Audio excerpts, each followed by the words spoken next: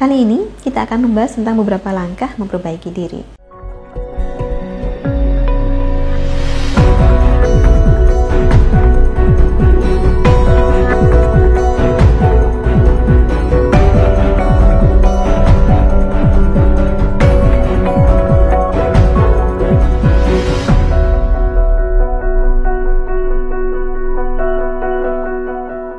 Salam Rahayu, dengan Dewi Sundari di sini. Apa kabar Anda? Saya doakan semoga selalu sehat dan senantiasa diberikan kemudahan serta kelancaran dimanapun Anda berada. Kali ini kita akan membahas tentang beberapa langkah memperbaiki diri.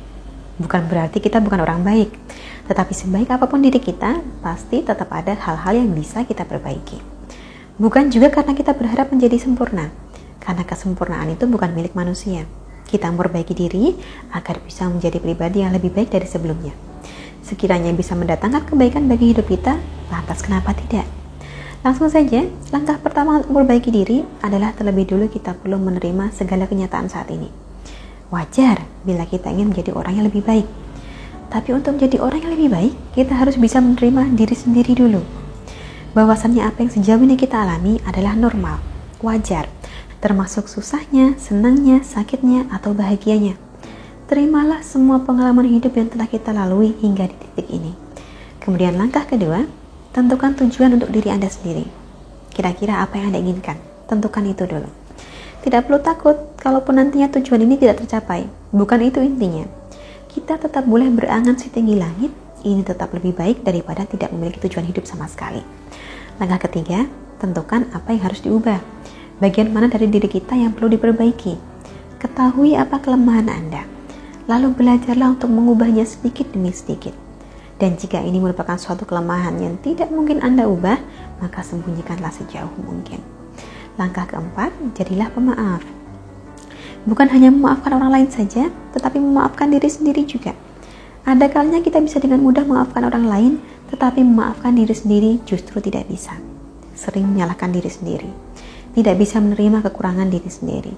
Padahal kita perlu memaafkan diri kita sebelum kita bisa belajar memaafkan orang lain. Langkah kelima, lakukanlah apa yang tidak Anda sukai. Karena hal-hal yang kita tidak suka, kita pasti cenderung menghindarinya. Padahal ada kalanya, tanpa kita sadari, mencoba melakukan hal-hal yang tadinya kita tidak suka, justru akan membantu kita berkembang lebih jauh. Ini termasuk hal-hal yang kiranya Anda takuti. Dengan menghadapi apa yang Anda takutkan tersebut, Anda akan bisa mengelola rasa takut Anda dengan lebih baik. Karena seperti yang sudah pernah saya sampaikan, kita cenderung takut pada apa yang tidak kita ketahui. Nah, agar tahu, maka perlu kita kenali dulu, bukan? Langkah keenam, cintailah diri Anda. Terimalah diri ini apa adanya, beserta kurang lebihnya. Karena jika Anda tidak bisa mencintai diri sendiri, bagaimana Anda mau mencintai orang lain? Langkah ketujuh, berusahalah mengendalikan emosi.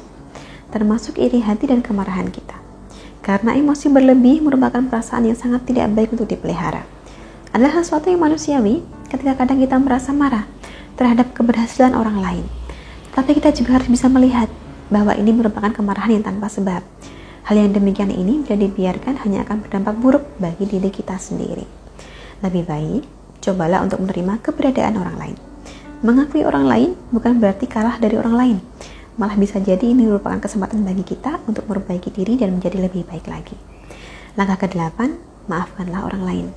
Ini merupakan kemampuan yang bermanfaat bagi kesehatan fisik kita.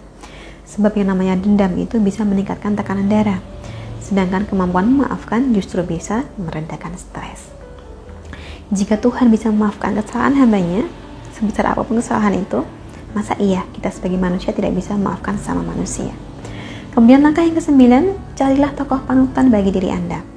Sosok inilah yang akan menjadi sumber inspirasi bagi Anda. Apa yang pernah mereka alami dan lalui akan memberikan Anda kekuatan untuk menghadapi saat-saat sulit. Panutan ini bisa siapa saja, termasuk tokoh masyarakat atau orang terdekat Anda sendiri. Pelajarilah bagaimana mereka mengelola hidupnya dan terapkan juga pada diri Anda. Tentu saja, Anda tetap punya ruang untuk menjadi diri sendiri. Hidup ini adalah yang melalui.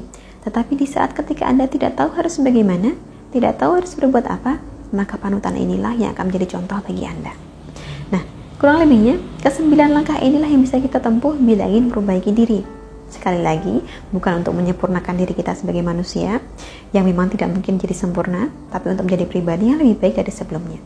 Dari saya cukup sekian, terima kasih banyak telah menyaksikan. Sampai jumpa di kesempatan selanjutnya, dan salam Rahayu.